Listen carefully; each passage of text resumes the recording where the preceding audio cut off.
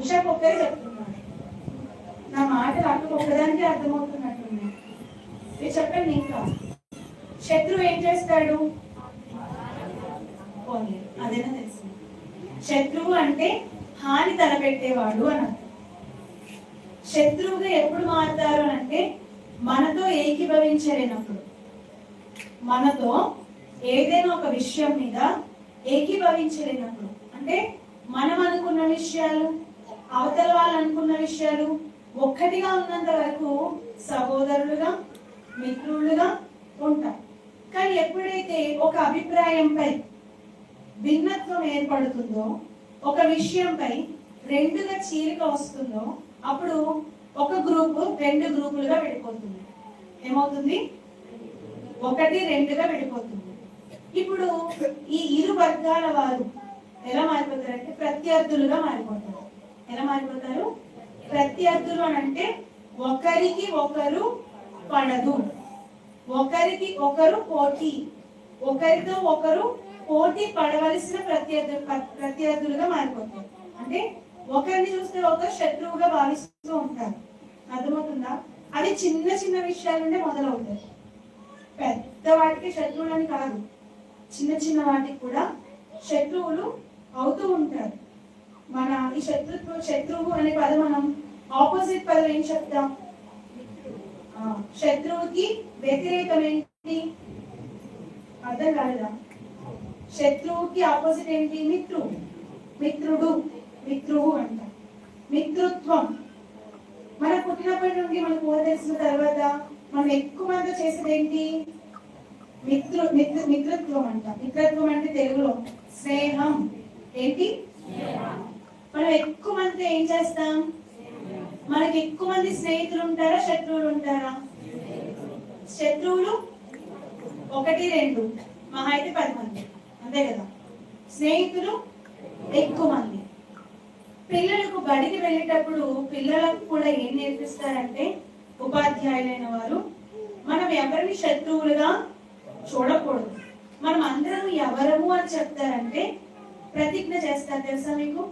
ప్రతిజ్ఞ ఏంట? ప్రతిజ్ఞ భారతదేశం నా మాతృభూమి, భారతీయులందరూ నా శత్రువులు, నా శత్రువులు.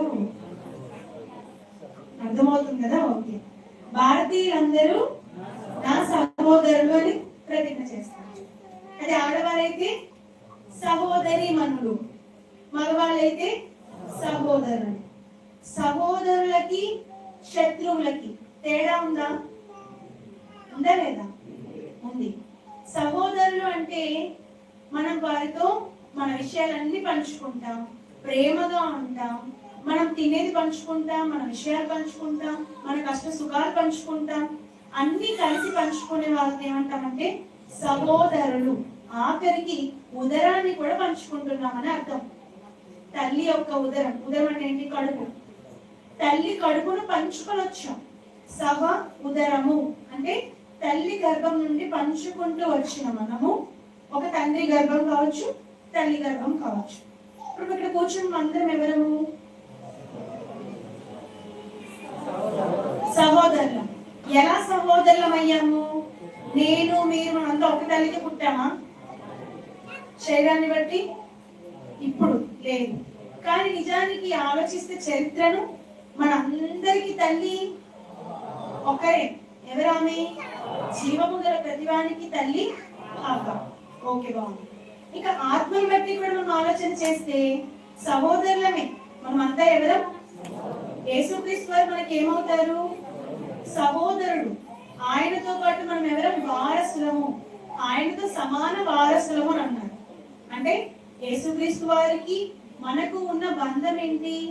సహోదర బంధం. మనం అంతే ఎలా ఆత్మను బట్టి సహోదరులం అయ్యాము అని అంటే తండ్రిని గర్భం నుండి వచ్చాం కాబట్టి. ఎలా? పరలోకమందున్న తండ్రికి పిల్లలమయ్యాం కాబట్టి, ఆయన గర్భాన్ని పంచుకొని వచ్చాం కాబట్టి సహోదరులము. అంటే ఎటు చూసినా భారతదేశంలో ఉన్న వారంతా నా సహోదరులు అన్నా, ఆత్మీయంగా సంఘంలో కూడుకున్న మనమందరము సహోదరులము అన్నా, ప్రపంచంలో ఉన్న ప్రజలందరూ సహోదరులు అన్నా. నిజానికి అది వాస్తవమే. మనమంతా ఎవరం? సహోదరులము.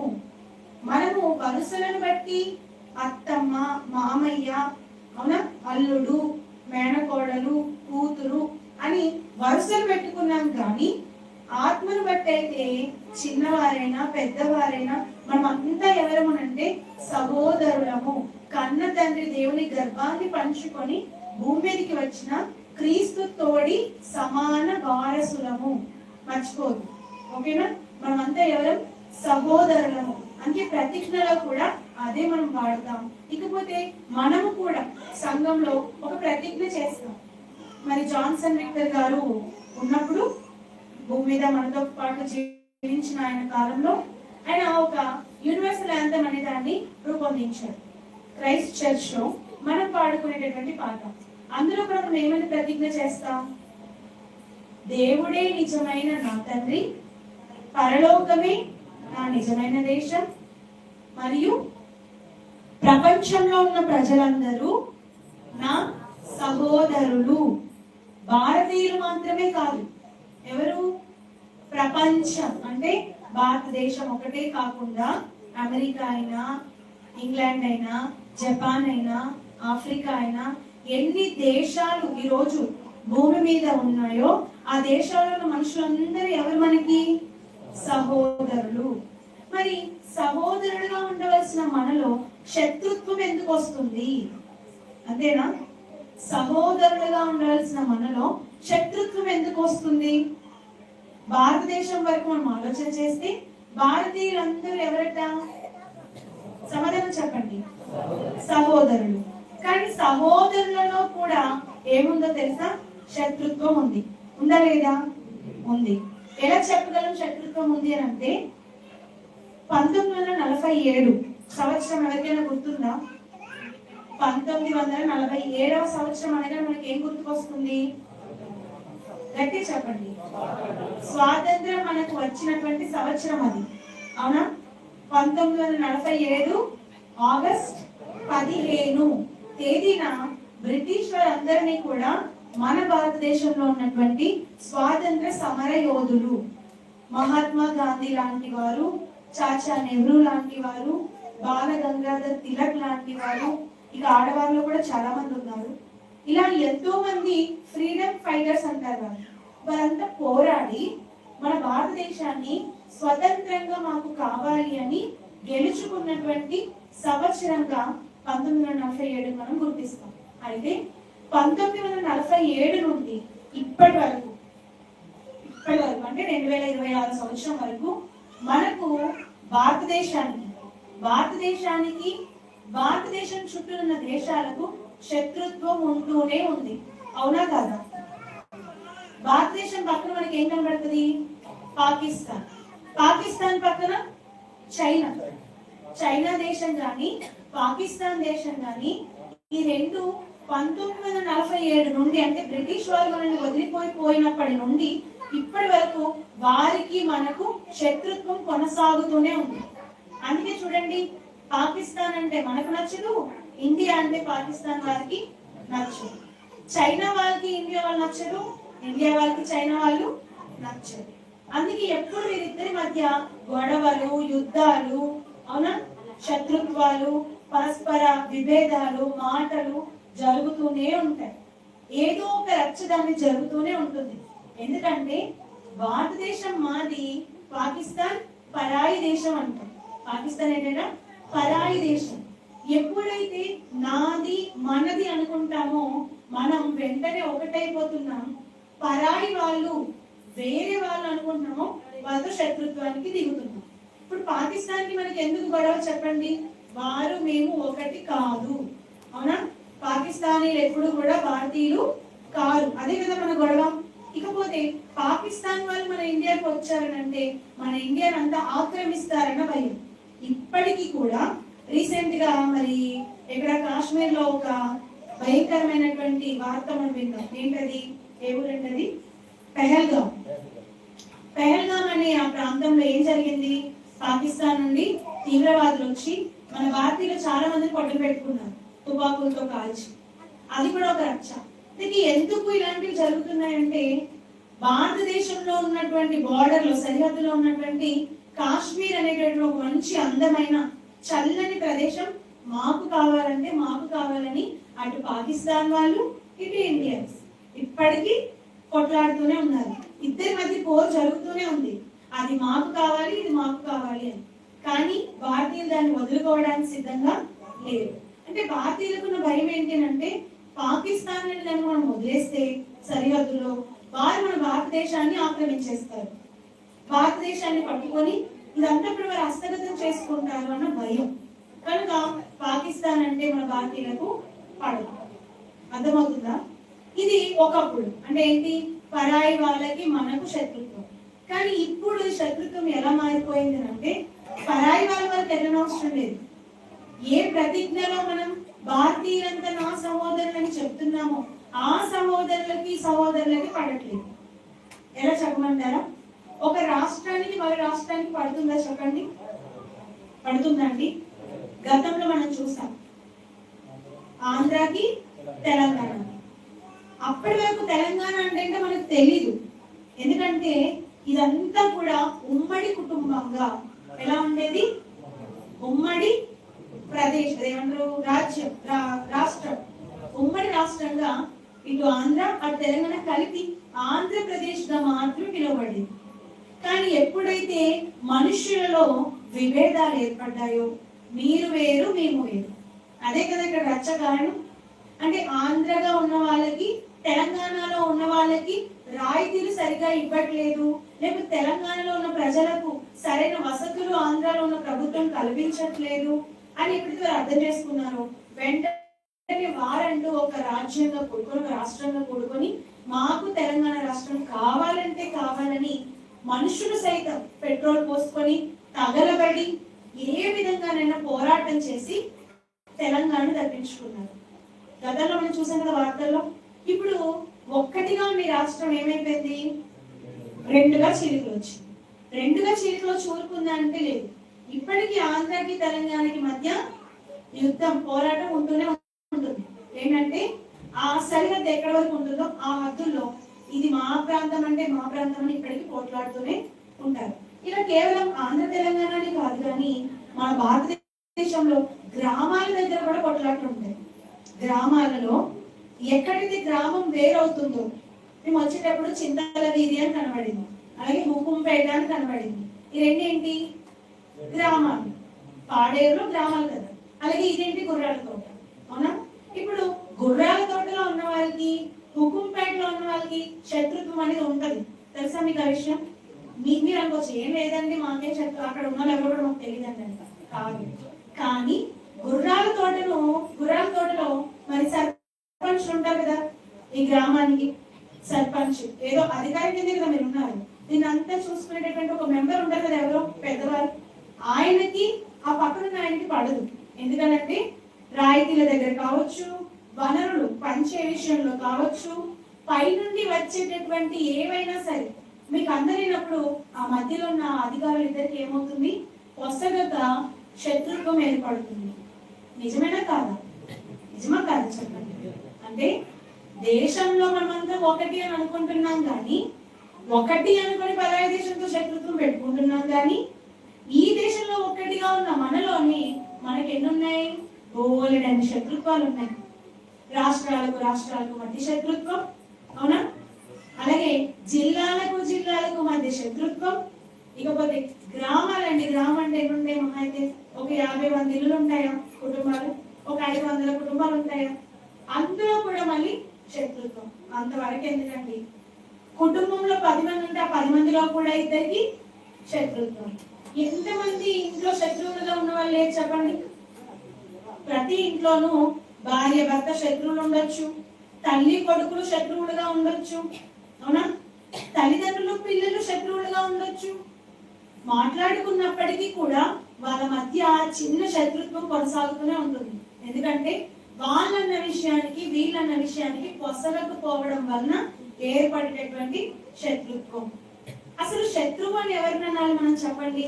ముందే మనం నేర్చుకున్నాం. శత్రువు అంటే ఎవరు?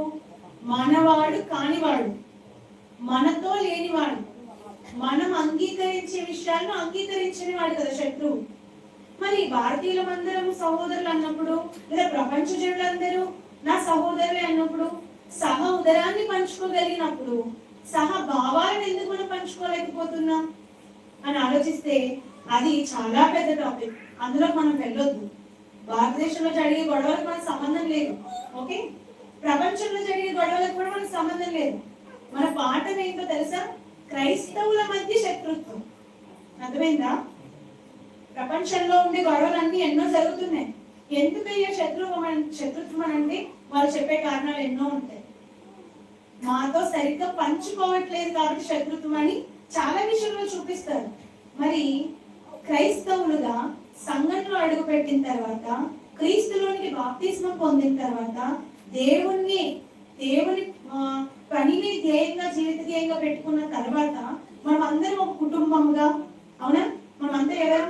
దైవ కుటుంబం, దేవుని కుటుంబం అనేది పిలువబడుతున్నాం. ఇలా కుటుంబంగా ఒక చోట కూడిన తర్వాత కూడా మనలో శత్రుత్వం ఉందా? అదే పాఠం.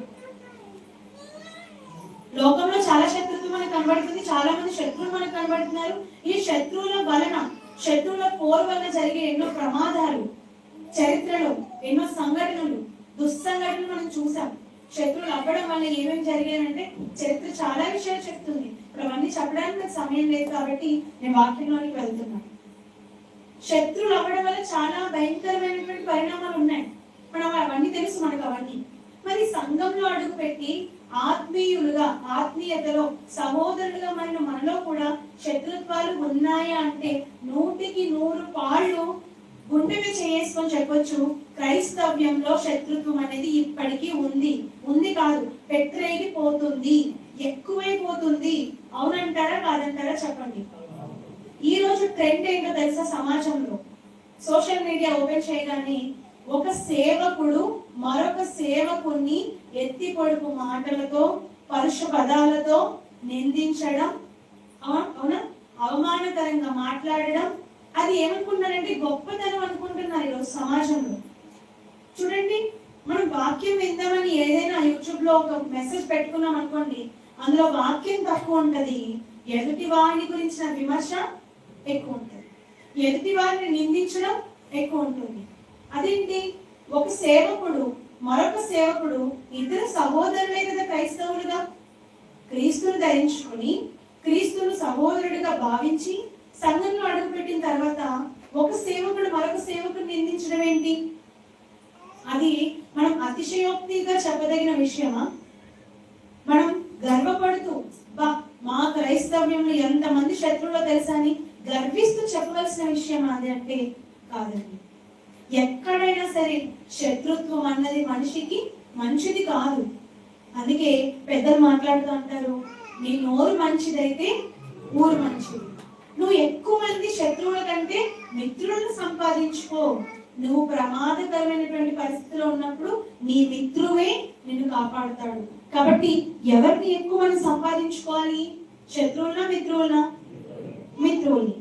దేవుడేమో మిత్రువులుగా, సహోదరులుగా అన్ని పంచుకునే కష్ట సుఖాలు, మంచి చెడులు, సంఘంలో దేవుని మాటలు కలిసి మనం పంచుకోవాలని సహోదరులంగా దేవుడు మనల్ని చేస్తే, మనం మాత్రం సహోదరులము అన్నది మర్చిపోయి శత్రువులుగా ప్రవర్తిస్తున్నాం. ఎలా ప్రవర్తిస్తున్నాం? శత్రువులుగా. ఇంతకీ ఈ శత్రువు అనే ఈ బీజాన్ని నాటింది ఎవరు? మనలో. అర్థమవుతుందా?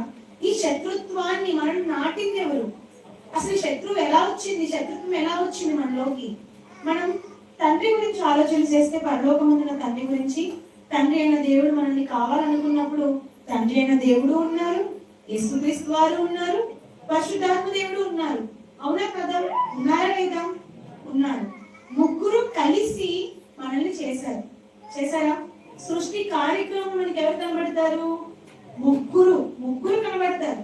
ఆ ముగ్గురు సృష్టి చేసేటప్పుడైనా, మనిషిని చేసేటప్పుడైనా, మనిషి కొరకు మంచి ప్రణాళికలు రచించేటప్పుడైనా ఎక్కడైనా ఎవరైనా శత్రువులుగా ప్రవర్తించారా?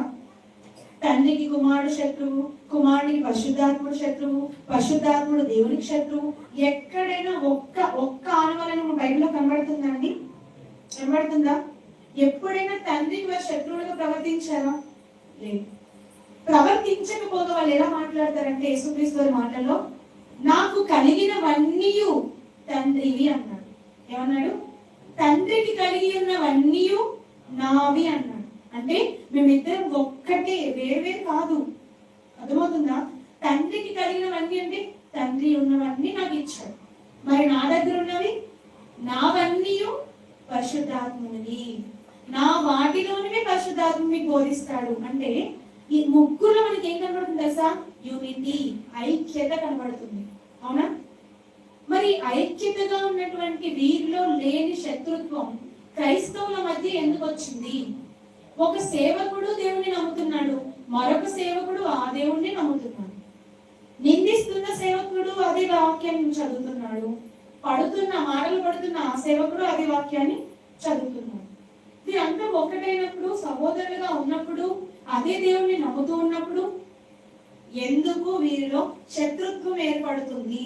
అసలు శత్రుత్వం అనే బీజాన్ని మనలో నాటింది ఎవరు అంటే యేసుక్రీస్తు వారు చెప్పారు. మత్తయి సువార్త 13వ అధ్యాయం 39వ వచనం చూడండి. మత్తయి సువార్త 13వ అధ్యాయం 39వ వచనం. వాటిని విత్తిన శత్రువు అపవాది. మత్తయి సువార్త 13వ అధ్యాయం 39వ వచనం చూడండి. ఇక్కడ దేని గురించి మాట్లాడుతున్నారు తెలుసా? 37 నుండి చూద్దాం. 37వ వచనం. అందుకే ఆయన ఇట్లా, నేను మంచి విత్తనం విత్తువాడు మనుష్య కుమారుడు. మంచి విత్తనం అంటే ఏంటి? ఇందాక మీకు చెప్పాను కదా, శ్రమలు వచ్చినప్పుడు, ఇబ్బందులు వచ్చినప్పుడు జల్లెడలో దేవుడు ఏం చేస్తాడనమాట, మనల్ని జల్లిస్తాడు. అందులో ఏం బయటపడతాయి? మంచి విత్తనాలు. అవి గోధుమలైనా, వరైనా, మరి ఏ ధాన్యమైనా. మీరు చాలా రకాలైనటువంటి ధాన్యాలు పండిస్తారు కదా, ఆ ధాన్యాలన్నీ కూడా మీరు చెరిగినప్పుడు జల్లెడలో కిందికి పోయేవన్నీ ఏంటి? పనికి రానివి, పుచ్చులు, పొట్టు, ఇవన్నీ పోతున్నాయి. పైకి ఏమొస్తాయి? పైకి మంచి వస్తాయి. మంచి విత్తనం. ఈ మంచి విత్తనాలని విత్తిన వారు ఎవరట? మనుష్య కుమారుడు యేసుక్రీస్తు వారు. చదవండి. మనుష్య కుమారుడు పొలము లోకము, మంచి విత్తనములు రాజ్య సంబంధులు, గొర్రెలు దుష్టుని సంబంధులు. రెండు చెప్పండి. మంచి విత్తనాలు ఉన్నాయి కదా, విత్తిన ఆయన ఎవరు? యేసుక్రీస్తు వారు. లోకం, పొలం అంటే ఏంటి? లోకము అని అన్నాడు. అంటే లోకంలో మంచి మంచి విత్తనాల్ని ఎవరు తయారు చేస్తారనమాట? యేసుక్రీస్తు. అలాగే ఇంకేం చెప్తారు? గురుగులు ఎవరట? దుష్టుని సంబంధులు. ఈ గురుగులని ఇంటికి ఎవరు విత్తారు? శత్రుత్వాన్ని పెట్టేవాళ్ళు, శత్రువులుగా తయారయ్యే వాళ్ళు, మాటలు, వర్ష పదాలు విసిరే వాళ్ళు, ఒకరి గురించి ఒకరు చెడుగా మాట్లాడేవారు, ఇలాంటి స్వభావం గలవారిగా వారిని తయారు చేసిన వారు ఎవరు అంటే యేసుక్రీస్తు వారు కాదు. దుష్టుని సంబంధులు వారు. వారిని విత్తిన వాడు శత్రువు అయినటువంటి అపవాది అన్నారు. చూడండి 39లో. వాటిని విత్తిన శత్రువు ఎవరట? అపవాది. అంటే జాగ్రత్తగా వినండి, మనలో ఇప్పటి వరకు మనకు తెలియని శత్రుత్వాన్ని మనలో పెడుతుంది, చిచ్చు రగిలిస్తుంది. మనలో మనకే విభేదాలు పెట్టి, గొడవలు పెట్టి, అల్లకల్లోలాన్ని సృష్టించి మనం ఒక్కటిగా ఏకతాటిపై ఉండకుండా మనల్ని విడగొట్టడానికి, విచ్ఛిన్నం చేసే ఒక శక్తి బయలుదేరింది. దాన్ని దేవుడు అన్నాడు అపవాది. ఈ అపవాది ఎవడు? దేవుని సంబంధి కాడు. వాడు దేవుని వాడు కాదు. అపవాది వాడు దుష్టుడు అన్నాడు దేవుడు. దేవుడైతే మంచివాడు, అపవాది అయితే దుష్టుడు. ఎప్పుడు చూడండి, మంచికి చెడుకు పొసుగుతుందా? కలుస్తుందా? రెండు కలుస్తాయా? నిజము అబద్ధం రెండు ఒకటి అవుతాయి ఎప్పటికైనా. నిజం ఎప్పటికైనా నిజమే. అబద్ధాలు 100 కాదు 1000 అబద్ధాలు ఆడి. అలాగే చెడు ఎప్పుడైనా మంచిగా కనబడుతుందా మనకి అంటే చెడు ఎప్పటికీ మంచి కాదు. మంచిగా కనబడినా కూడా చెడు ఎప్పుడు కూడా మంచి కాదు. ఇప్పుడు దేవుడు మంచి అయితే అపవాది చెడు, దుష్టత్వం అన్నాడు దేవుడు. ఇప్పుడు మంచికి, దేవునికి, అపవాదికి పొసుగుతుందా అండి? పడుతుందా? పడదు. అందుకే ఎప్పుడు కూడా వైరం, ఎవరికి వైరం అంటే దేవుడికి అపవాదితో మనం అనుకుంటున్నాం. దేవుడికి అపవాదికి పడదు, దేవుడికి అపవాదికి వైరం అని. కానీ ఇంతకీ అపవాది ఎందుకు వైరం పెట్టుకోవాల్సి వచ్చింది దేవుడితో?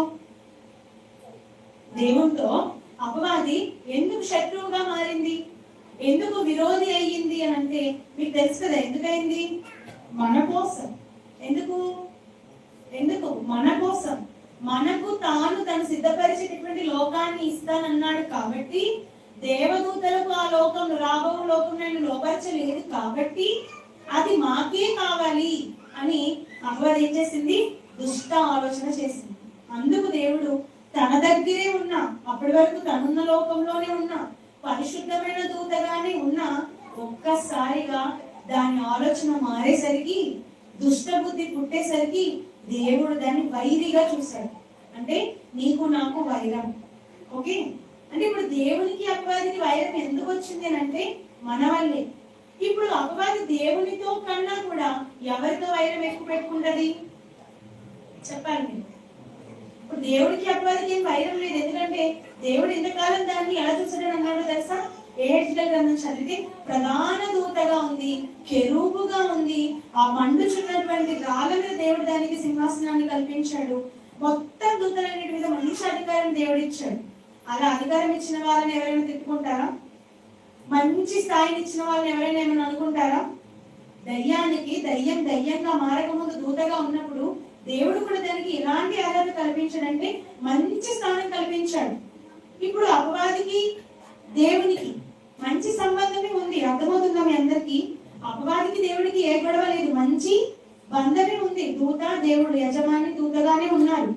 ఎప్పుడైతే మన ప్రస్తావన వచ్చిందో, పిల్లలు కావాలి, పిల్లలు పుట్టాలి, పిల్లల్ని కంటాను అనే ప్రస్తావన వచ్చిందో అప్పుడు విరోధం ఏర్పడింది. ఇప్పుడు దయ్యానికి దేవునికి విరోధమా, దయ్యానికి మన మీద కోపమా చెప్పండి? అర్థమైందా? ఇలా చెప్తే మీకు అర్థమవుతుందో లేదో కానీ ఒక విషయం చెప్తాను. ఏమంటారు, ఉదాహరణ.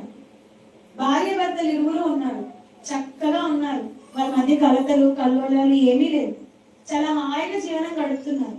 సడన్ గా ఇద్దరు భార్య భర్త మధ్యలోనికి ఎవరైనా మరొక స్త్రీ వచ్చింది అనుకోండి. అర్థమవుతుందా మీకు? మధ్యలో ఒక స్త్రీ వచ్చింది అనుకోండి. ఇప్పుడు ఎవరి మీద ఎవరికి కోపం ఉంటుంది చెప్పండి? భార్యకి ఇప్పుడు ఎవరి మీద కోపం వస్తుంది? భర్త మీద వస్తుందా? భర్త మీద రాదు. ఎందుకు వస్తుంది భర్త మీద? వచ్చిన ఆ ఆడదాని మీద పడతారు. అవునా? నీ వల్లే నా కాపురం నాశనం అయింది అంటారు. భర్తను అంటారేంటి? భర్తనేమనరు, ఎందుకంటే భర్త మంచివాడే, భర్త ఇంటికి కావాల్సిన అన్ని తెస్తున్నాడు, భర్త మంచిగానే చూసుకుంటున్నాడు. కానీ ఎటొచ్చి ఇప్పుడు ఎవరి మీద పడుతుంది? మధ్యలో వచ్చిన ఆ స్త్రీయే, ఆమె శత్రువు ఇప్పుడు. అవునా కదా? అర్థమైందా సామెత? సరే, ఉదాహరణ అర్థమైందా? ఈ ఉదాహరణ దేవుని దగ్గర పోల్చకండి, పెట్టి కలపకండి, మీకు అర్థం అవడానికి చెప్పాను. శత్రుత్వం ఎవరికి ఉంటుంది అని అంటే, వాళ్ళు విడిపోయినా, భార్య భర్త ఇద్దరు విడిపోయినా కూడా భర్తను శత్రువుగా చూడదు. ఎందుకంటే నా భర్త మంచోడే, వచ్చిన అదే మంచిది కాదు అంటారా? అంటారు. తెలుసు కదా మీ అందరికి. ఇప్పుడు దయ్యానికి దేవునికి కూడా సత్సంబంధం బాగానే ఉంది. ఎప్పటి వరకు? మనం రానంత వరకు, మనం పుట్టినంత వరకు దేవుడికి దయ్యానికి ఏం విరోధం లేదు. ఎప్పుడైతే మనం పుడతామో, మనకు దేవుడు పరలోకం ఇస్తానని అన్నాడో, అక్కడ దానికి బాధ ప్రారంభమైంది. నేను ఇంతవరకు ఎంత గొప్ప దూతగా ఉంటే, దూతలన్నింటి మీద పెద్ద అధికారిగా నేనుంటే, నా స్థానాన్ని తొక్కి తన పిల్లలను నా తల మీద పెడతాడా? అర్థమైంది అందరికి? అప్పటి వరకు ఉన్న స్థానం అది కోల్పోబోతుంది. మనకు దేవుడు గొప్ప స్థానాన్ని ఇవ్వబోతున్నాడు. కనుక దయ్యం ఏం చేస్తుందో తెలుసా? విరోధిగా మారుతుంది. ఎవరికి విరోధి అంటే దేవుడికి విరోధి కాదు. ఎందుకంటే దేవునితో సమబుద్ధి ఎప్పటికీ కాదు. దేవుని దగ్గర ఉన్న శక్తి వేరు, దయ్యం దగ్గర ఉన్న శక్తి వేరు. దేవుడితో ఎప్పుడైతే సమానంగా పోరాడలేదు దేవుడితో. అందుకే దేవుడు దాన్ని తోసినప్పుడు కూడా పరలోకం నుండి దేవుడు వెళ్ళి యుద్ధం చేయలేదు. ఎవరిని పంపించాడు? మాట్లాడాడు. ఎవరిని పంపించాడు? ప్రధాన దూతైన మిఖాయేలుని పంపించాడు తప్ప ఆయన దిగిరాడు. ఎందుకంటే ఆయన శక్తి దగ్గర దాని శక్తి ఏం పని చేస్తుందండి? కానీ ఇప్పుడు దయ్యానికి దేవుడితో కలిసి శత్రుత్వం, దయ్యానికి మధ్యలో వచ్చిన మన మీద శత్రుత్వం. ఇప్పుడు దేవుడు మనం ఎక్కడ ఐక్యంగా ఉంటామో, దేవుడితో ఎక్కడ మనం సమాధానంగా ఉండి దేవుడు ఇవ్వబోయే ఆ లోకాన్ని స్వతంత్రించుకుంటాము అని మనలను దేవునికి విరోధులుగా మార్చడానికి శత్రుత్వం అనే బీజాల్ని మన మధ్య సంఘంలో నాటుతుంది తప్పది. అర్థమైందా? అది మనం చదువుకున్నాం. శత్రుత్వం అనేది ఎక్కడ పుట్టింది అంటే దేవుళ్ళలో కాదు, దుష్టుల్లో పుట్టింది. అది మన మీదే పుట్టింది. మనల్ని ఎలాగైనా దేవునికి కాకుండా చేయాలని, దేవునితో సమాధానంగా ఐక్యంగా మనం ఉండకుండా చేయాలని, సంఘం నుండి తప్పిపోవాలని, దేవునికి కాకుండా మనం అవ్వాలని మనల్ని శత్రువులుగా మార్చడానికి చూస్తుంది దేవుడికి. కనుక ఇక్కడ యేసుక్రీస్తు ఏమన్నారంటే, వాటిని విత్తిన శత్రువు అపవాది. ఇది శత్రువు అని అన్నాడు కదా అపవాదిని. ఎవరికి శత్రువు అంటే పేతురు గారు చెప్పారు. పేతురు గారు రాసిన మొదటి పత్రిక 5వ అధ్యాయం 8వ వచనం చూడండి. పేతురు గారు రాసిన మొదటి పత్రిక 5వ అధ్యాయం 8వ వచనం. నిబ్బరమైన బుద్ధి గల వారే మెలకువగా ఉండుడి, నా విరోధి అయిన అపవాది. ఏంటంటే ముందుకెళ్ళిపోతున్నారు. నేను ఏం చదివాను? నా విరోధి అయిన అపవాది ఉంది అక్కడ బైబిల్లో. మరి ముందుకెళ్ళిపోతున్నారు ఆగకుండా. నిబ్బరమైన బుద్ధి గల వారే మెలకువగా ఉండండి, విరోధి అయిన అపవాది అన్నాడా? అక్కడ ఒక పదం మెన్షన్ చేశాడు. నా విరోధి కాదు, విరోధి కాదు, నీ విరోధి అన్నాడు దేవుడు. అక్కడ నీ అంటే ఎవరు? మనుషులంగా మనకు విరోధి, దేవునికి కాదు అది విరోధి, మనకు విరోధి. అది అర్థమవుతుందా? మన వల్ల దేవునికి అపవాదికి విరోధం ఏర్పడింది. మన వల్ల వాళ్ళిద్దరు విరోధులు అయ్యారు, కానీ దేవుడు అపవాది ముందే విరోధులు కాదు. మన పుట్టినంత వరకు, మనకు కావాలని దేవుడి సంకల్పంలో అది చెప్పనంత వరకు వాళ్ళిద్దరు బాగానే ఉన్నారు. ఎప్పుడైతే మనం వచ్చామో మనల్ని అది ఎలా చూస్తుంది? విరోధులుగా. అందుకే దేవుడు అన్నాడు, నీ విరోధి అయిన అపవాది గర్జించు సింహము వలె ఎవరిని మృంగుదునా అని వెతుకుచూ తిరుగుచున్నాడు. విరోధి అయితే ఎవరితో పోరాడాలి? దేవునిపై కదా కుట్ర పన్నాలి. దేవునితో విరోధి అయితే, దేవునితో దానికి వైరం ఉంటే ఎవరిని నాశనం అవ్వాలని కోరుకోవాలి? చెప్పండి. శత్రువు ఏం చేస్తాడు? నా శత్రువు నేను నాశనం అవ్వాలని చూస్తాడు. ఇప్పుడు అపవాదికి దేవుడు శత్రువు అయితే అపవాది ఎవరు నాశనం అవ్వాలని చూడాలి? దేవుని పతనాన్ని చూడాలి, దేవుణ్ణి ఏదో చేయాలని చూడాలి. కానీ ఇప్పుడు అపవాది ఎవరిని మింగాలని చూస్తుంది? ఇక్కడ దేవుని మింగాలని చూసిందా? దానికి శక్తి ఉందా? లేదు. దాని చేత కాక ఇప్పుడు అది ఎవరి మీద పడుతుందంటే ఎటొచ్చి అడ్డంగా దొరికిపోయే మన మీద పడుతుంది. మనల్ని పట్టుకొని ఎలా చేయాలనుకుంటుందట? మింగేయాలి. గర్జించు సింహం అన్నాడు చూడండి. దాని గురించి చాలా జాగ్రత్తగా ఆలోచన చేయాలి. ఇదంతా కూడా ఆలోచిస్తే మీకు అర్థమవుతుంది. ఎక్కడి వరకు వెళ్ళాలని చూడండి. మనం పరలోకంలోకి వెళ్ళి ఆలోచిస్తున్నాం. అది గర్జిస్తుంది అంటే దేనికోసం గర్జిస్తుంది? అంత కోపం దానికి, అంత బాధ దానికి, గట్టిగా కేకలు వేస్తుంది అని అంటే దానిలో ఉన్న కోపాన్నంతా, రౌద్రాన్నంతా, ఉగ్రతనంతా బయట పెడుతుంది. ఎందుకంటే నాకు దక్కని లోకం దేనికి కూడా దక్కకూడదు, నాకు ఇవ్వని ఆ స్థానాన్ని ఆయన వాళ్ళ పిల్లలకు కూడా ఇవ్వకూడదు. ఏ పిల్లల కోసమైతే నన్ను పరలోకం నుండి తోసేశాడో ఆ పిల్లలకు ఆ పరలోకం దక్కకుండా నేను చెయ్యాలంటే పిల్లలను దేవుని శత్రువులుగా మార్చేయాలి. అవునా? మనము అది గ్రహించక, అంత జ్ఞానం మనకు లేదా, మనం ఈ లోకంలోనికి వచ్చి దేవుణ్ణి మర్చిపోయి మన పనిపాట్లో పడి దేవునికి ఏమైపోయామో తెలుసా? శత్రువులం అయిపోయాం. చదివారు వాక్యపట్నం, చదివారు ఎందాక? ఎంత చదివారు వాక్యపట్నం? మీరు వాక్యపట్నం ఏం చేశారు? మర్చిపోయారా? రోమపత్రిక 5వ అధ్యాయం చూడండి ఒకసారి, ముగించుకుందాం. రోమపత్రిక 5వ అధ్యాయం 10వ వచనం ఏముంది చదవండి అక్కడ. ఏడనగా ఎవరండి? సహోదరులమా, మిత్రులమా? మీరు చెప్పాలి కింద కూర్చున్న వాళ్ళు. స్నేహితులమై ఉండగా శత్రువులం. ఎవరికి శత్రువులం? ఎవరికి శత్రువులం? వాళ్ళు మొత్తం చదవండి, అర్థమవుతుంది. చదవండి. రోమపత్రిక 5వ అధ్యాయం 10వ వచనం. ఏడనగా శత్రువులమై ఉండగా ఆయన కుమారుని మరణము ద్వారా మనము దేవునితో సమాధాన పరచబడుటకై, చదవండి, సమాధాన పరచబడిన వారమై ఆయన జీవించుట చేత మరి నిశ్చయముగా రక్షింపబడుదుము.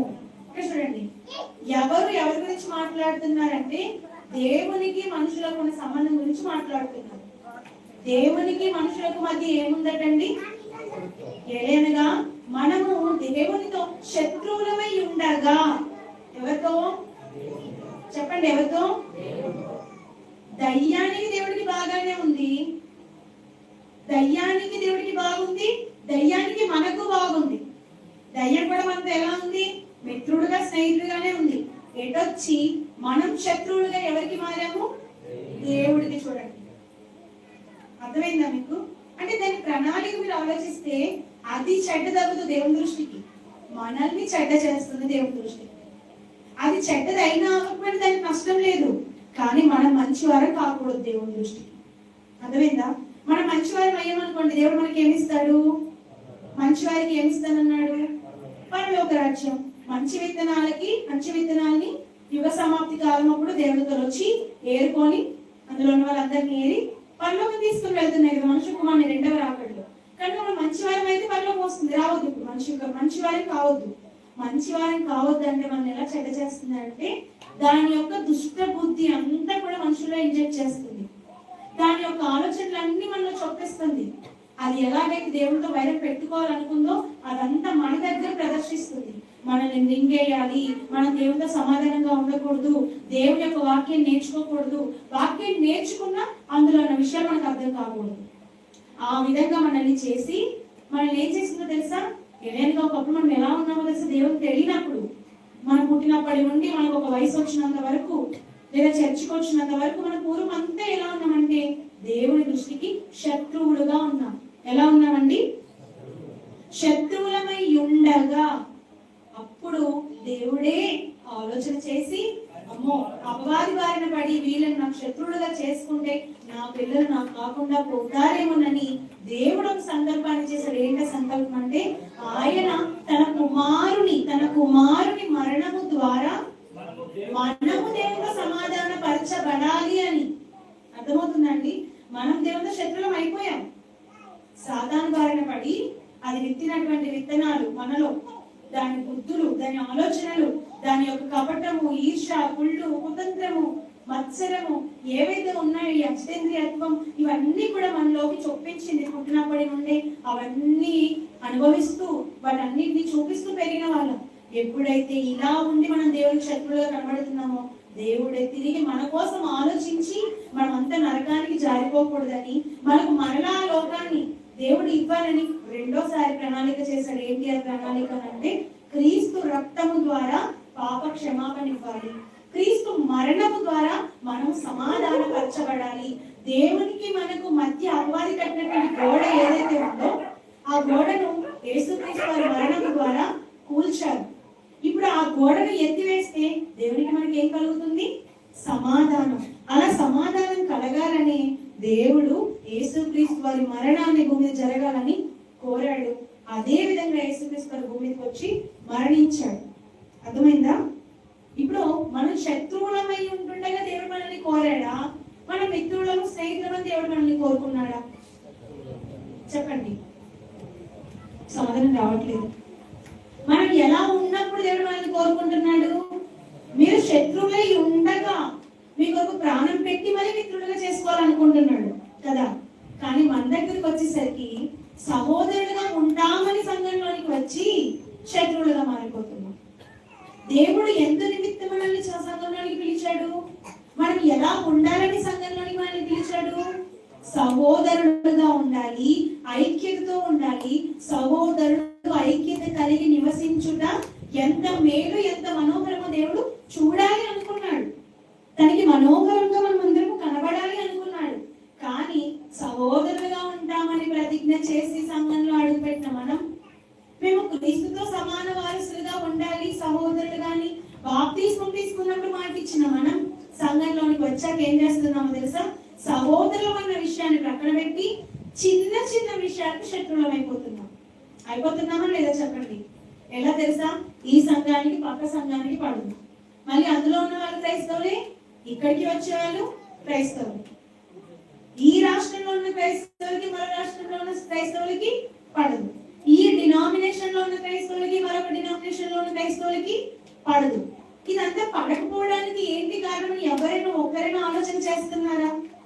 ఎంతసేపు ఏమనుకుంటారంటే వాక్యానికి వ్యతిరేకమయ్యారు, మాకు ఇష్టం లేదని అంటున్నారే తప్ప, వాక్యం సరిగా బోధించట్లేదు అందుకు మీరు శత్రువులు అని అంటున్నారే తప్ప, శత్రువులుగానే ఉంటే వాళ్ళు ఎప్పుడు వాక్యం నేర్చుకుంటారు, శత్రువులుగానే ఉంటే వాళ్ళు ఎప్పుడు సరైన వాక్యంలోనికి వస్తారని ఒక్కరైనా ఆలోచన చేస్తున్నారా? పాయింట్ మీకు అర్థమైందా? వాక్యం బాగా చెప్పట్లేదని శత్రువులు చేస్తున్నాం, ఓకే బాగుంది. మరి అలానే శత్రువుగానే కంటిన్యూ అయితే ఇంకెప్పుడు వాక్యం బాగా చెప్తాడు, ఇంకెప్పుడు సరైన వాక్యం నేర్చుకుంటాడు, ఇంకెప్పుడు దేవుళ్ళలోనికి వస్తాడు? నువ్వు శత్రువుగానే చూసినావే కదా మాట్లాడు ఆ వ్యక్తి మాట్లాడు. ఇప్పుడు నువ్వు శత్రువుగా ఎందుకు భావిస్తున్నావు? వాక్యం రాదనే కదా, సత్యవాక్యం చెప్పట్లేదనే కదా, దేవుడు చెప్పిన విషయాన్ని అతిక్రమిస్తున్నాడనే కదా. మరి అతిక్రమించకూడదని నువ్వు చెబితేనే కదా శత్రువుగా మారకుండా ఉంటాడు. అలా నువ్వు చెప్పాలి అంటే అంతా చేయవలసింది శత్రుత్వమా మిత్రుత్వమా? పాయింట్ అర్థమవుతుందా మీకు? మనము శత్రువుగా భావిస్తే ఏం చెప్పలేము. ఎప్పుడు చెప్పగలం అంటే సహోదరునిగా భావిస్తే చెప్పగలం. అది నేను చెప్పట్లేదు, బైబిలే చెప్పింది. చూస్తారా? తెస్సలోనికైలకు రాసిన పత్రిక చూడండి. తెస్సలోనికైలకు రాసిన పత్రిక 2వ పత్రిక 3వ అధ్యాయం 14వ వచనం చూడండి. తెస్సలోనికైలకు రాసిన 2వ పత్రిక 3వ అధ్యాయం 14వ వచనం.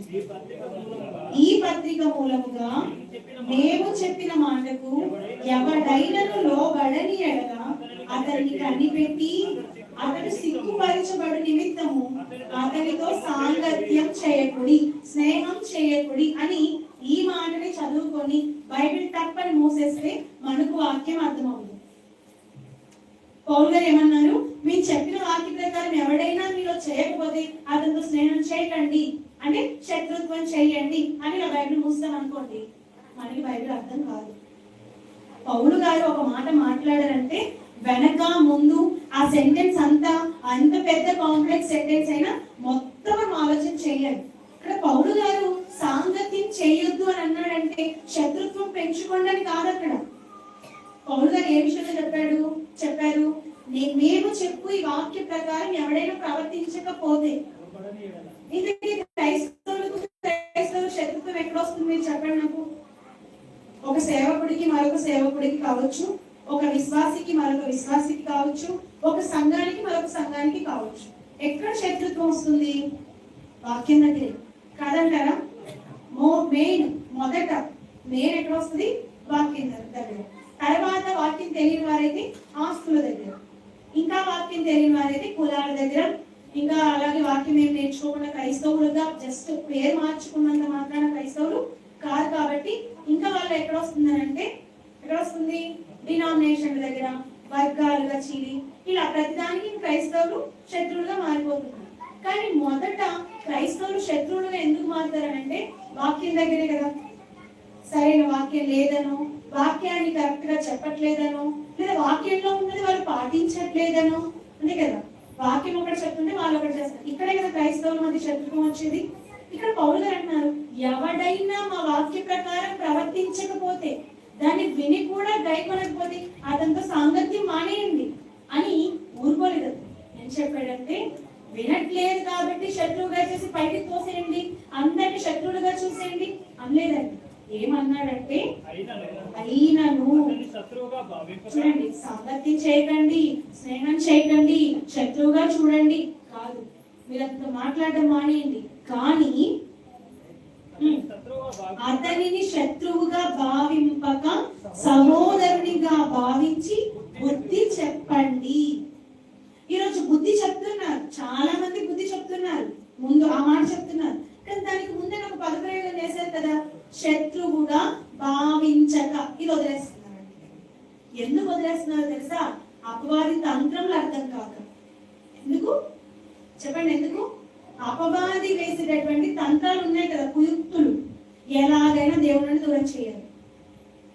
నమ్మక ఇంతకాలానికి దేవుడిని నమ్మి సన్నిధికి వచ్చాడు, ఇంతకాలానికి దేవుని వాక్యం నేర్చుకుంటున్నాడు, వాళ్ళు ఎప్పుడైనా పరలోకానికి వెళ్ళడానికి అర్హుడు అయ్యాడు అని అనుకునే లోపు అతనిలో ఏదో ఒక పెండ తెచ్చి పెడుతుంది. అపవాది ఎలా తెస్తుంది?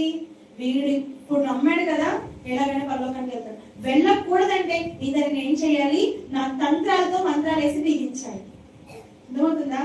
ఎలాంటి తంత్రాలు అది వేస్తుందని అంటే బైబిలే చదువుతాడు. ఇద్దరు సేవకులే. సేవకులు అంటే ఇద్దరు బైబిల్ బోధించే వాళ్ళే కదా. నేను బోధించేదాన్ని, నన్ను తిట్టే వాళ్ళు బోధించేవాళ్ళు. కానీ బైబిల్ చదివినప్పటికీ కూడా బైబిల్లో ఉన్న మాటలు అర్థం కాకుండా, ఇప్పుడు చూడండి పౌలు గారు ఏమన్నారు? సంగతి చేయకండి. అది ఒకటి అర్థమవుతుంది. ఒక సేవకుడు ఏమని సంగతి చేయదన్నాడు, బుద్ధి చెప్పమన్నాడు. కనుక నేను శత్రువుగా చూసి బుద్ధి చెప్తాను. శత్రువుగా చూస్తే అతను బుద్ధి చెప్తే వింటాడా? పౌలు గారు ఎంత తెలివిగా అక్కడ చెప్పారు, మీరు సంగతి చేయకండి, అతనితో స్నేహం కలిసి సాంగత్యం అంటే ఏంటి? ఇందాక చెప్పాను. సాంగత్యం అంటే ఏంటి? ఏకాభిప్రాయం, ఒకే అభిప్రాయం పంచుకోవడం. ఇప్పుడు అతను వాక్యం గైకోకుండా ఇదే నా అభిప్రాయం అంటున్నాడు. అందరూ మీరు ఏకాభిప్రాయం కలిగి ఉండకండి. అర్థమైందా? వాక్యం ఏం చెప్పింది అది చేయకుండా ఇదే నమ్ముతానని అన్నప్పుడు, ఇప్పుడు ఈ మధ్య బాగా రచ్చైనటువంటి అంశం ఏది? తండ్రి కుమార పరిశుద్ధాత్ములు ఒక్కరే చెప్తున్నాను. ఇప్పుడు అలాంటి వాళ్ళందరూ మనం ఏం చేయాలి? శత్రువుగా చూసేద్దామా? చూద్దామా? సేవకుడే, బయట పట్టుకున్నవాడే, లేదా మనకు తెలిసిన విశ్వాసులే, మీరు మాకు శత్రువులు, మీరు నమ్మట్లేదు, మన శత్రువుగా చూసేద్దామా? పౌలు గారి మాటలు అర్థమైతే కనుక ఇక్కడ పౌలు గారు ఏమన్నారంటే, వాళ్ళ అభిప్రాయంతో ఏకాభిప్రాయం అయి ఉండకండి. సాంగత్యం చేయకపోవడం, సాంగత్యం చేయొద్దు అని అంటే అర్థం ఏంటంటే వాళ్ళతో మీరు ఒప్పుకోకండి. ఆ అభిప్రాయానికి, వాళ్ళు చెప్పే తప్పుడు బోధకి, వాళ్ళు చేసినటువంటి ఆ అనుచిత వ్యాఖ్యలకి మీరు ఒప్పుకోకండి. కానీ అతని శత్రువుగా భావించకుండా బుద్ధి మాత్రం చెప్పండి. ఏంటి బుద్ధి? బుద్ధి జ్ఞానంలో సర్వసంపదలు ఏంటి? క్రీస్తునందు ఉన్నాయి కదా, అది వాక్యం. వాక్యంతో బుద్ధి చెప్పండి. ఏంటి? వాక్యం ఇలా బోధిస్తుంది, నువ్వు నాకు శత్రువు కాదు, నువ్వు నరకానికి పోకూడదు, అపవాది తంత్రాలను పడకూడదు, కాబట్టి అయ్యా కొంచెం మాట విను. ప్రేమగా చెప్పి చూడండి. ఎంత శత్రువైనా మనం ప్రేమిస్తే అతను ఏమైపోతాడని చెప్పింది బైబిల్. శత్రువు సైతము అతను భోజనం పెడితే ఏమైపోతాడట? అతని తల మీద నిప్పులు కుప్పగా పోసిన వాళ్ళం అవుతామని చెప్పింది బైబిల్. అంటే నిజంగా మండుతున్న నిప్పులు తెచ్చిపోయడం కాదు, అతని తలలో మండుతున్న బుర్ర వీగుతున్నటువంటి దుష్టత్వం అనే దాన్ని వాక్యం అనే అగ్నితో, వాక్యం ఎలాంటిది? అగ్ని వంటిదేనా వాక్యం? అలాంటి నిప్పులతో కడిగి వేస్తాం అతను శత్రుత్వాన్ని, కల్మషాన్ని అని చెప్పాడు దేవుడు. అంటే ఎంత శత్రువైనా నువ్వు భోజనం పెట్టి అతన్ని మంచిగా చేసుకోవచ్చు. అలాగే సహోదరులు ఎవరైనా మీకు విభేదించి, మీరు చెప్పింది కాకుండా సంఘంలో క్రైస్తవులే, వాక్యం తెలుసు, వాక్యం చదువుతారు, అయినా సరే ఇంకా ఏదో తప్పుడు ఆలోచనలో ఉన్నారనుకోండి, నువ్వు నాకు శత్రువి, నీతో మాట్లాడను, మీ ఇంటికి రాను, మీ ఇంట్లో మంచినీళ్ళు తాగను అని అన్నాం అనుకోండి, మరి నిజం ఎప్పుడు తెలుసుకుంటాడు ఆ శత్రువు? అవునా? ఇది శత్రుత్వం మనకి సహోదరులతోనా అపవాదితోనా? అపవాదితో. మరి మన శత్రువులతో, మనం సహోదరులతో శత్రుత్వం పెంచుకుంటే నరకానికి పోయేది ఎవరు?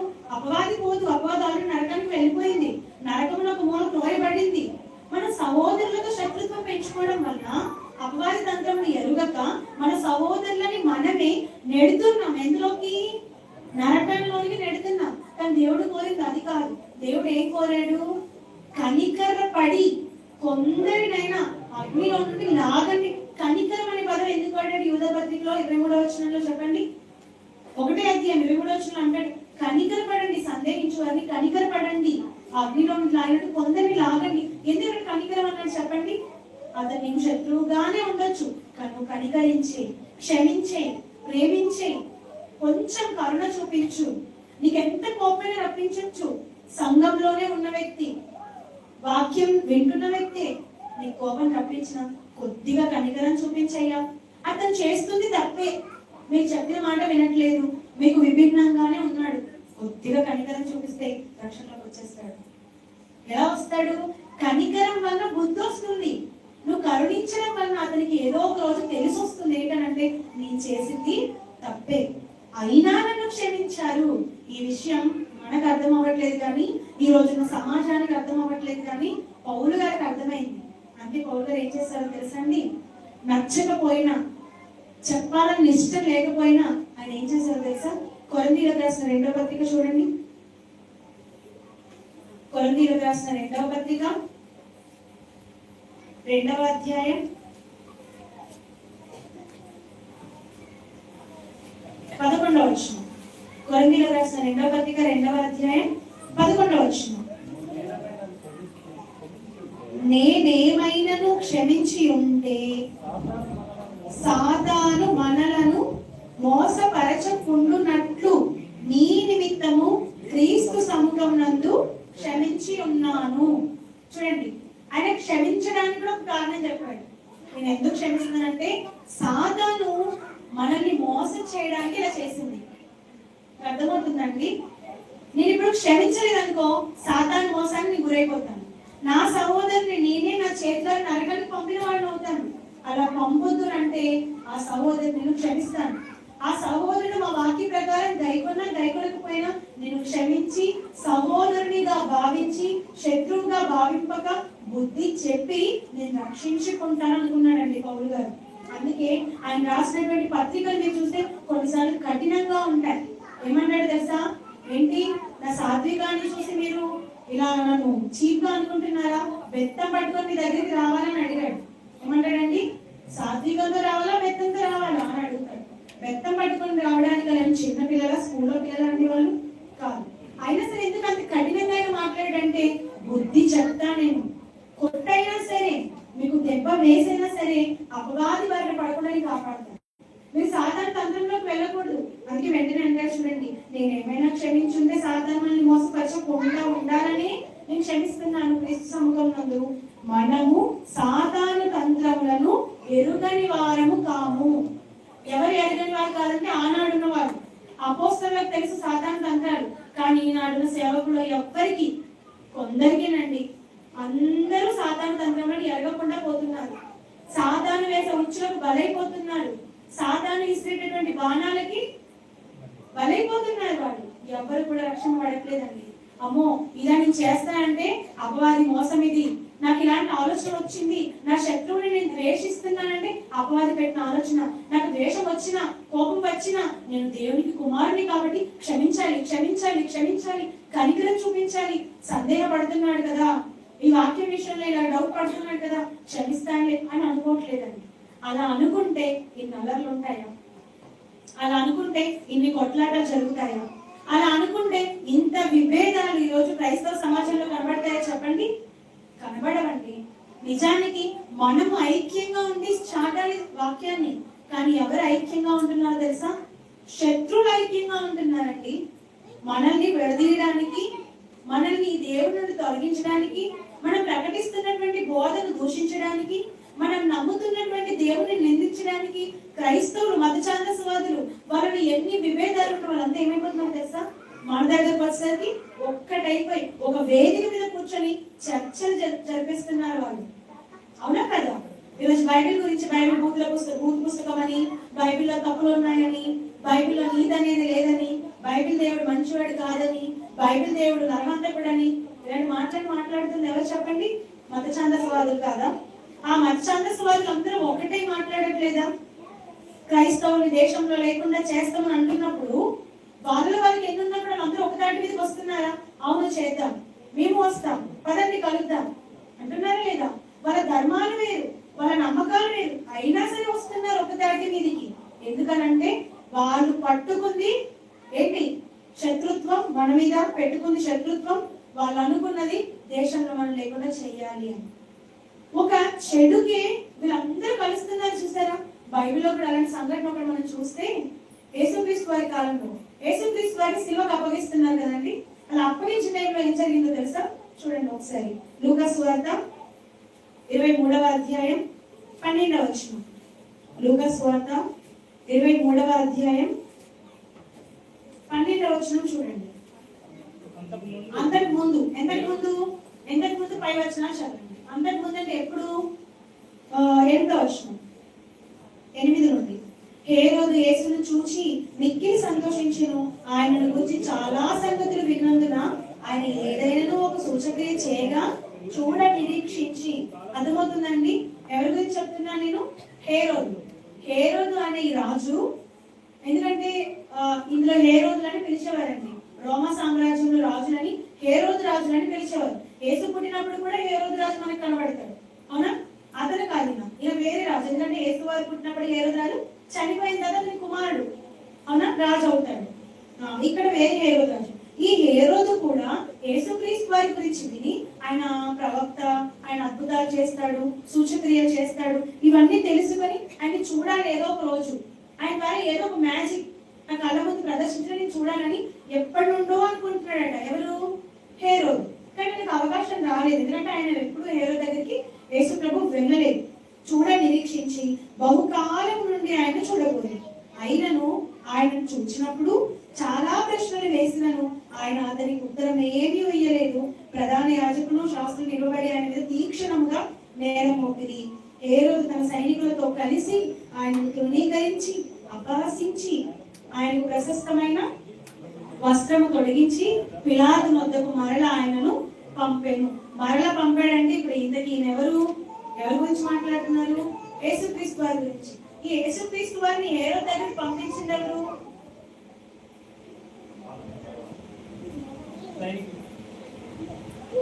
చూడండి పై వచనంలో 6వ వచనం, 6, 7 వచనాలు చూడండి. యేసుక్రీస్తు వారిని హేరోదు రాజు దగ్గరికి ఎవరు పంపించారు? 7వ వచనం చూడండి.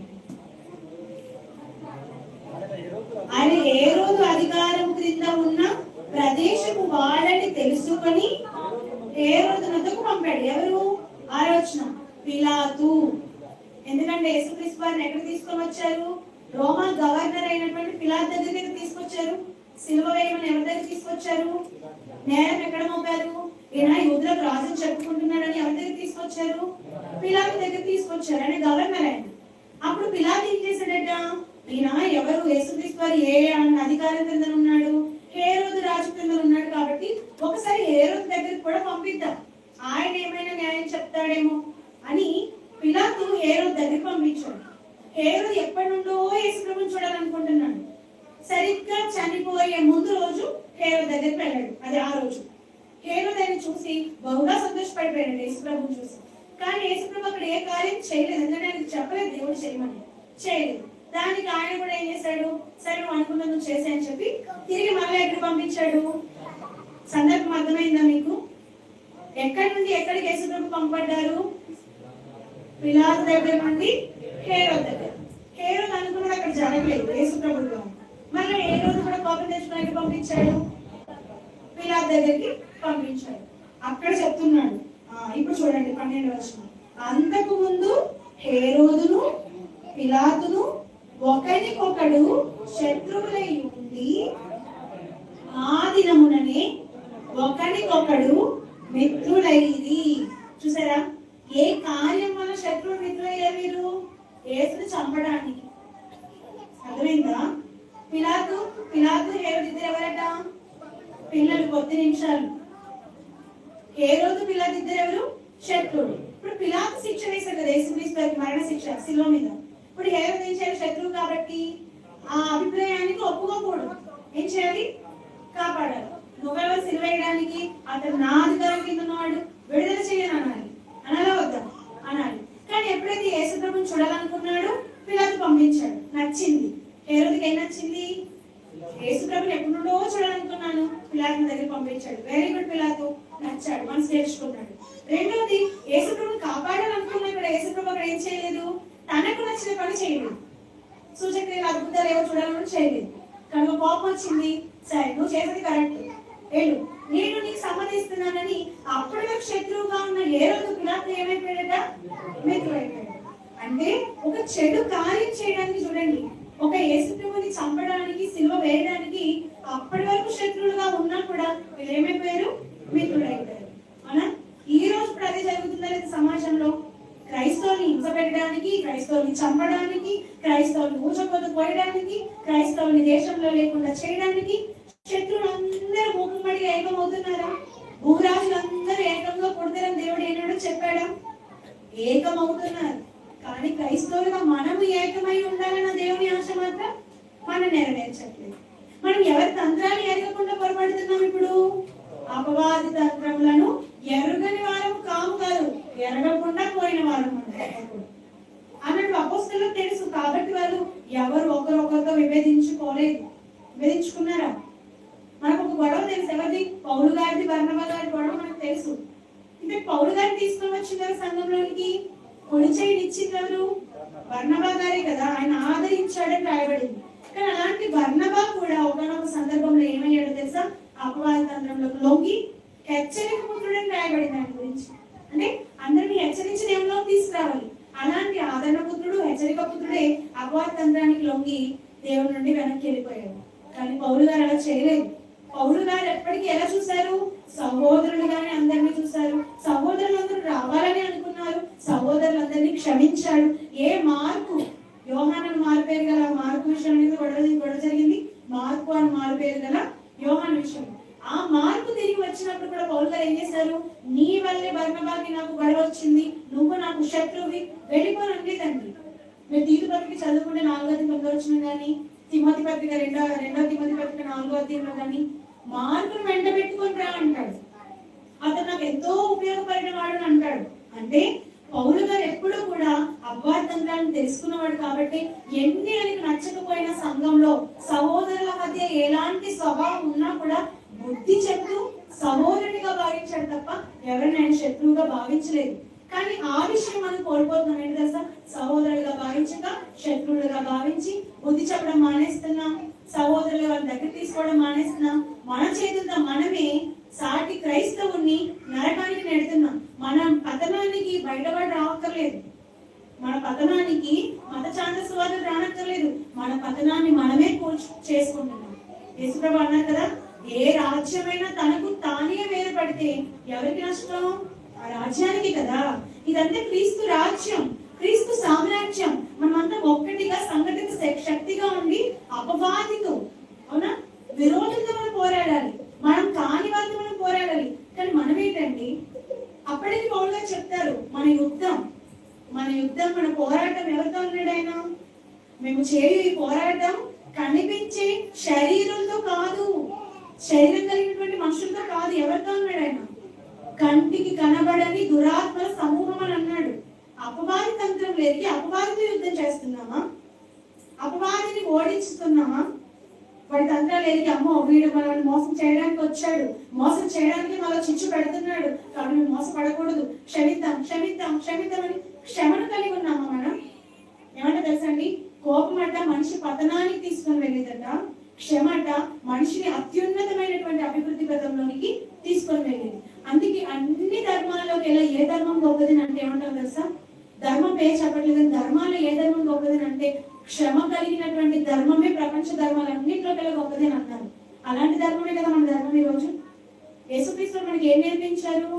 క్షమ కదా. ఇది ఏ యుగం? క్షమాయుగం అని గొప్పగా చెప్పుకుంటాం, కానీ క్షమే లేదు మనలో. అవునా? క్షమించి పోన్లే, మన సహోదరుడే, కలుపుకుందాం అనుకుంటారా? విడిపోదాం అనుకుంటారా? ఎంతసేపు నేను ఒక సంఘం పెట్టాలి, నాకు నా ప్రజలకు నేనే చెప్పుకోవాలి, నా ఊరి వారంతా నా దగ్గరికి రావాలి, నేనే వీళ్ళకి బాస్గా ఉండాలి, అతనితో నాకు సంబంధం లేదు, ఇతనితో నాకు పని లేదు, వాళ్ళని నేను పిలవను, వాళ్ళు వస్తే ఎంత రాకపోతే ఎంత, అతనికి అసలు వాక్యమే తెలీదు, ఇలాంటి పదాలను వాడుతున్నామంటే మనం మోసపోతున్నాము. అర్థమైందా? అపవాది చేతిలో మనం మోసపోతున్న తంత్రాలు ఎరగట్లేదు. మనం అపవాది తంత్రాలు, అపవాది కావాలన్న తంత్రాలు పుట్టిస్తాడు మన మధ్య. అప్పుడు ఏం చేయాలి? యేసుక్రీస్తు వారు చెప్పారు చూడండి, ముగించుకుందాం. మత్తయి సువార్త 5వ అధ్యాయం 44వ వచనం చూడండి. మత్తయి సువార్త 5వ అధ్యాయం 44వ వచనం నుండి, నేను మీతో చెప్పున్నది ఏమనగా, 43 చూడండి, 43, నీ పొరుగువాన్ని ప్రేమించి నీ శత్రువును ద్వేషించమని చెప్పబడిన మాట మీరు విన్నారు కదా. ఎప్పుడు చెప్పాడు? ధర్మశాస్త్రంలో చెప్పాడు. ఏమనంటే మీ సహోదరులను ప్రేమించండి, అన్యులను, బయట ఆచారాలను నమ్మే వారందరినీ కూడా ద్వేషించండి. వాళ్ళు మీ సహోదరులు కాదు, సున్నతి పొందిన వారు, దేవుడు నమ్మిన వారే మీ సహోదరులని దేవుడు చెప్పాడు. ఇప్పుడు పాత నిబంధన కాలంలో. అది మనకి ఎక్కడంటే 118వ కీర్తనలో కనబడుతుంది చూడండి. 118వ కీర్తన 139వ కీర్తనలో ఉంది. నోట్ చేసుకుని తర్వాత చదవండి. 139వ కీర్తన 21, 22 వచనాల్లో చెప్పాడు. ఏమన్నాడంటే పొరుగువాన్ని ప్రేమించు, శత్రువుని ద్వేషించు అని. కానీ ఇప్పుడు ప్రభు అయితే మనకి ఇచ్చినటువంటి ఆజ్ఞ ఏంటంటే ఇప్పుడు శత్రువుని కూడా దూషించకూడదండి. శత్రువుని కూడా మనం ప్రేమించాలండి. పాత నిబంధనలో శత్రువుని ద్వేషించమన్నాడు, కానీ ఇప్పుడైతే నేను మీతో చెప్పేది ఏంటో తెలుసా? 43 శత్రువుని ద్వేషించమని చెప్పమన్నమాట మీరు విన్నారు కదా. ఇప్పుడు నేను మీకు చెప్పేది ఏమనగా, మీరు మీ పరలోకమందున తండ్రికి కుమారులై ఉండునట్లు మీ శత్రువులను ప్రేమించుడి, మిమ్మల్ని హింసించు వారి కొరకు ప్రార్థన చేయుడి. ఆయన చెడ్డవారి మీదను మంచి వారి మీద సూర్యుడు ఉదయింపజేసి నీతిమంతుల మీద అనీతిమంతుల మీదను తన వర్షాన్ని కురిపిస్తున్నాడు కదా. మీరు మిమ్మల్ని ప్రేమించు వారిని ప్రేమించిన కదా మీకేం ఫలము? సోదరులు కూడా అలాగే చేయించున్నారు కదా. మీ సహోదరులకు మాత్రం వందనం చేసిన ఎట్లా మీరు ఎక్కువ చేసినదేమి? అన్ని జనులు కూడా అలాగే చేస్తున్నారు కదా. లోకమంతా ఏం చేస్తున్నారు? వాళ్ళని ఎవరు ప్రేమిస్తారో వాళ్ళని ప్రేమిస్తారు. వాళ్ళకి ఎవరైతే బహుమతులు ఇస్తారో తిరిగి వారికి బహుమతులు ఇస్తారు. మరి వాళ్ళలాగే మీరు ఉంటే మీకు వారికి తేడా ఏంటి? మీరు నిజంగా మీ పరలోకపు తండ్రికి కుమారుడు. నేను నా దేవుడికి పుట్టిన కుమారుడిని, యేసుక్రీస్తు వారికి సహోదరుడిని. విన్నారా? స్టార్టింగ్ పాఠం సహోదరులము, కుమారుడిని, క్రీస్తుకు సహోదరుడని, మేమంతా సహోదరులమే అని నువ్వు అనుకుంటే, దేవుడికి కొడుకుగా ఉండాలని అర్హత సంపాదించుకోవాలనుకుంటే అన్నాడు,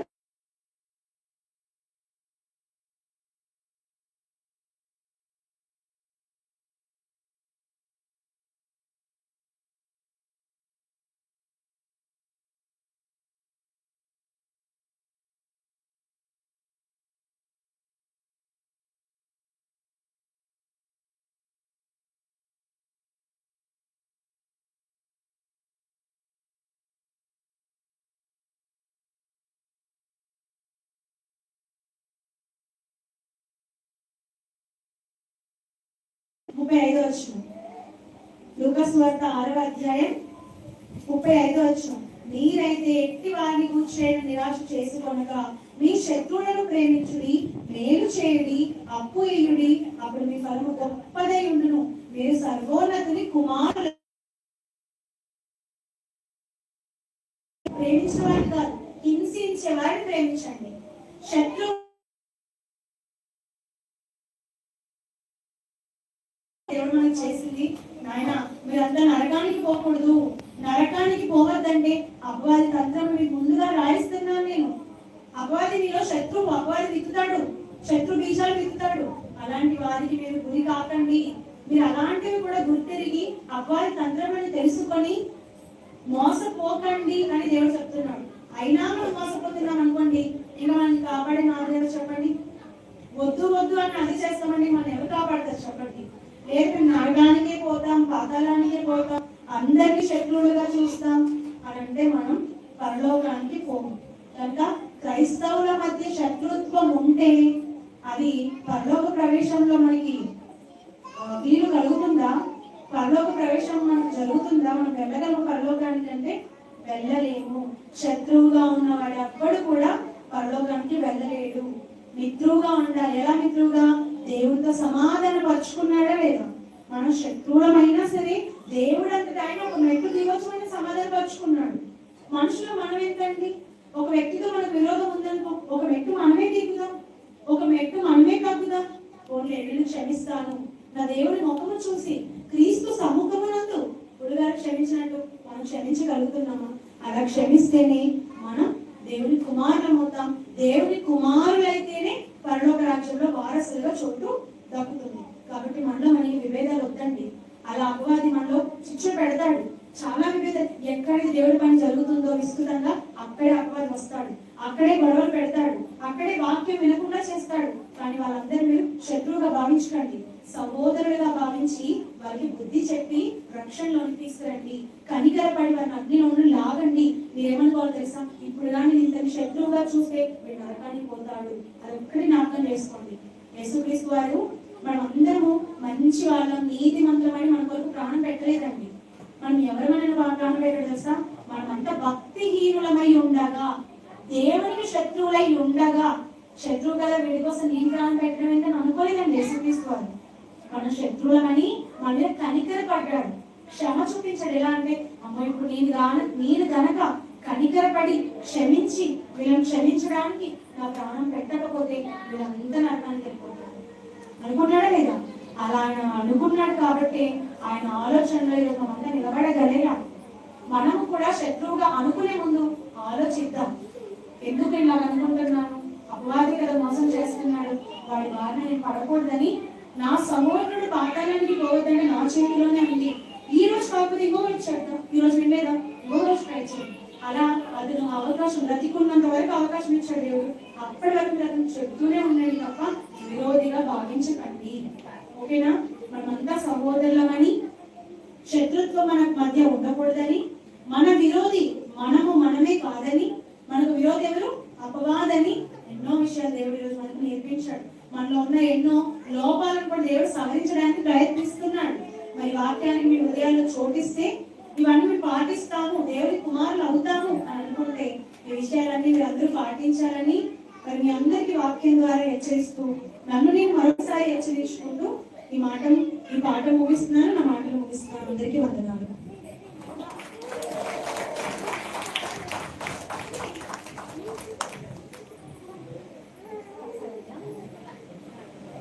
ఒకసారి అందరి ఇంటికి వెళ్ళిన తర్వాత రోమపత్రిక 12వ అధ్యాయం 1 నుండి 21 వచనాలు ఉంటాయి. ఎన్ని వచనాలండి? 1 నుండి 21 వచనాలు ఉన్నాయి రోమపత్రిక 12వ అధ్యాయం. ఆ అధ్యాయం అంతా వీలైనన్నిసార్లు చదవండి. అది చదివితే, రోమపత్రిక 12వ అధ్యాయం చదివితే మనం ఎవరిని శత్రువుగా చూడడానికి భయపడతాం. ఓకేనా? మరి టైం అయింది కాబట్టి చదవట్లేదు, మీకు చెప్తున్నాను. మీరు అందరూ ఇంటికి వెళ్ళి బైబిల్ తెరిచి రోమపత్రిక 12వ అధ్యాయం 1 నుండి 21 వచనాలు ఉంటాయి. పూర్తిగా చక్కగా మనసు పెట్టి చదవాల్సిందిగా కోరుతున్నాను. Thank you.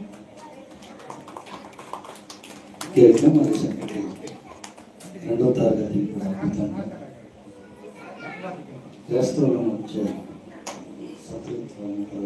పరలోకానికి ప్రవేశిస్తున్నారు. అద్భుతంగా బోధించినటువంటి మన సహోదరికి క్రీస్తు పేరట ఈ సమయం తరపున ప్రత్యేక వందనాలు తెలుపుతున్నాం. మీ కళాశాలదారులంతా అభినందన తెలుసుకోవాల్సిందిగా కనుక తదుపరి కార్యక్రమం అనేది మరి త్వరగా సిబిటి పిల్లలతో సంఘ విశ్వాసంగా చేసినటువంటి కార్యక్రమం